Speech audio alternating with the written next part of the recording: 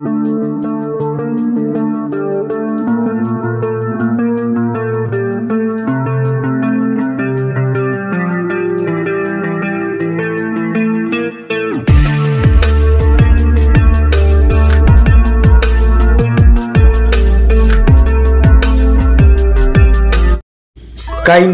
Open ചെയ്യാം. ഒരു പുതിയ പ്രോജക്റ്റിനായി ക്രിയേറ്റ് ന്യൂ കൊടുക്കുക. ഇവയിൽ നിന്നും 9:16 എന്ന ഈ ആസ്പെക്ട് റേഷ്യോ സെലക്ട് ചെയ്ത് ക്രിയേറ്റ് കൊടുക്കുക. ഇമേജ് അസറ്റ്സിൽ നിന്നും ബ്ലാക്ക് കളർ സെലക്ട് ചെയ്യുക. നിങ്ങൾക്ക് ലഭ്യമായിട്ടുള്ള blue and green combined video template open ചെയ്യുക. ഈ എഡിറ്റിംഗിൽ ഉപയോഗിച്ചിട്ടുള്ള ഇത്തരം എല്ലാവിധ മെറ്റീരിയൽസിനുമായി ഡിസ്ക്രിപ്ഷൻ ബോക്സ് കാണുക. ഓപ്ഷൻ ബാറിൽ നിന്നും സ്പ്ലിറ്റ് സ്ക്രീൻ സെലക്ട് ചെയ്യുക. റെക്ടാങ്കിൾ കൊടുക്കുക. 6 ഇമേജുകൾ ഉൾക്കൊള്ളിക്കുവാൻ കഴിയുന്ന തരത്തിലുള്ള മാസ്കുകളോട് കൂടിയ ഒരു ടെംപ്ലേറ്റ് ആണിത്. നിങ്ങളുടെ ഇമേജ് ഫോൾഡറിൽ നിന്നും ആദ്യത്തെ മാസ്കിലേക്ക് വരേണ്ട ഇമേജ് ഓപ്പൺ ചെയ്യുക. ഈ ലെയറിന്റെ ഡ്യൂറേഷൻ മുകളിലത്തെ ടെംപ്ലേറ്റ് ലെയറിന്റെ ഡ്യൂറേഷന് സമമായി എക്സ്റ്റെൻഡ് ചെയ്ത് വെക്കുക. അതുപോലെ തന്നെ മുകളിലത്തെ ബാക്ക്ഗ്രൗണ്ട് ഇമേജ് ലെയറിന്റെ ഡ്യൂറേഷനും ടെംപ്ലേറ്റ് ലെയറിന്റെ ഡ്യൂറേഷന് സമമായി എക്സ്റ്റെൻഡ് ചെയ്ത് വെക്കുക. ഇമേജ് ലെയറിൽ ക്ലിക്ക് ചെയ്യുക. സ്പ്ലിറ്റ് സ്ക്രീൻ സെലക്ട് ചെയ്യുക. റെക്ടാങ്കിൾ കൊടുക്കുക. ഓപ്ഷൻ ബാറിൽ നിന്നും അഡ്ജസ്റ്റ്മെന്റ് സെലക്ട് ചെയ്യുക.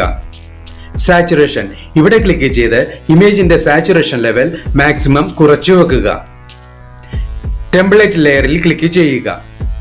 ഈ 3 ഡോട്ട്സ് ബട്ടണിൽ ക്ലിക്ക് ചെയ്ത് ബ്രിങ് ടു ഫ്രണ്ട് കൊടുക്കുക.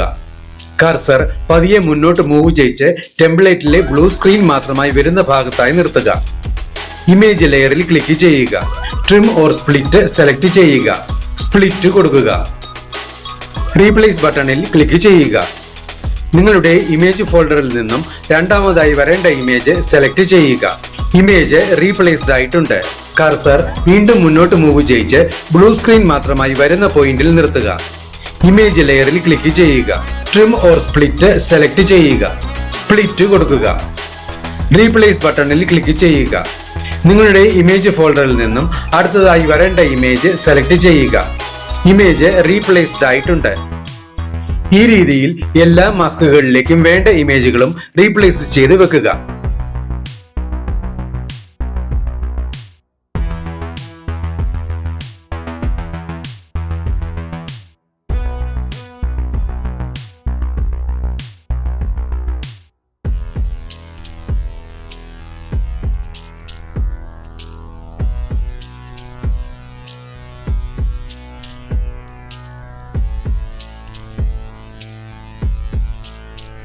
ഇവിടെ എല്ലാ മാസ്കുകളിലേക്കും വേണ്ട ഇമേജുകളും റീപ്ലേസ് ചെയ്ത് വെച്ച് കഴിഞ്ഞിട്ടുണ്ട്. ടെംപ്ലേറ്റ് ലെയറിൽ ക്ലിക്ക് ചെയ്യുക.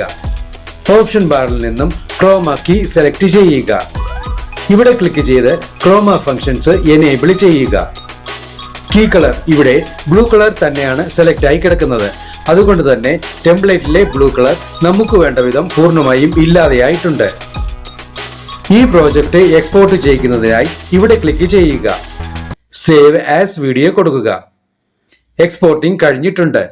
ഈ വിൻഡോ ക്ലോസ് ചെയ്ത് പ്രോജക്റ്റിലേക്ക് തിരികെ എത്താം. ടൈം ലൈനിൽ നിന്നും ടെംപ്ലേറ്റ് ലെയറിൽ ക്ലിക്ക് ചെയ്യുക. ഡിലീറ്റ് കൊടുക്കുക. ആദ്യത്തെ ഇമേജ് ലെയറിൽ ക്ലിക്ക് ചെയ്യുക. ഓപ്ഷൻ ബാറിൽ നിന്നും അഡ്ജസ്റ്റ്മെന്റ് സെലക്ട് ചെയ്യുക. സാച്ചുറേഷൻ ഇവിടെ ക്ലിക്ക് ചെയ്ത് ഇമേജിന്റെ കളർ വീണ്ടെടുക്കുക. ബാക്കിയുള്ള എല്ലാ ഇമേജുകളും ബ്ലാക്ക് ആൻഡ് വൈറ്റിൽ നിന്നും കളറായി മാറ്റുന്നതിന് അപ്ലൈ ടു ഓൾ എന്ന ഈ ബട്ടണിൽ ക്ലിക്ക് ചെയ്യുക. ഇപ്പോൾ എല്ലാ ഇമേജുകളും അതിന്റെ ഒറിജിനൽ കളർ ഫോർമാറ്റിലേക്ക് തന്നെ മാറിയിട്ടുണ്ട്. നിങ്ങളുടെ KineMaster ഫോൾഡറിൽ നിന്നും ഇപ്പോൾ നാം എക്സ്പോർട്ട് ചെയ്ത ഫയൽ ഓപ്പൺ ചെയ്യുക. ഓപ്ഷൻ ബാറിൽ നിന്നും സ്പ്ലിറ്റ് സ്ക്രീൻ സെലക്ട് ചെയ്യുക. റെക്ടാങ്കിൾ കൊടുക്കുക. ഓപ്ഷൻ ബാറിൽ നിന്നും ക്രോമ കീ സെലക്ട് ചെയ്യുക. ഇവിടെ ക്ലിക്ക് ചെയ്ത് ക്രോമ ഫങ്ഷൻസ് എനേബിൾ ചെയ്യുക. കീ കളർ ഇവിടെ ഗ്രീൻ കളർ തന്നെയാണ് സെലക്ട് ആയി കിടക്കുന്നത്.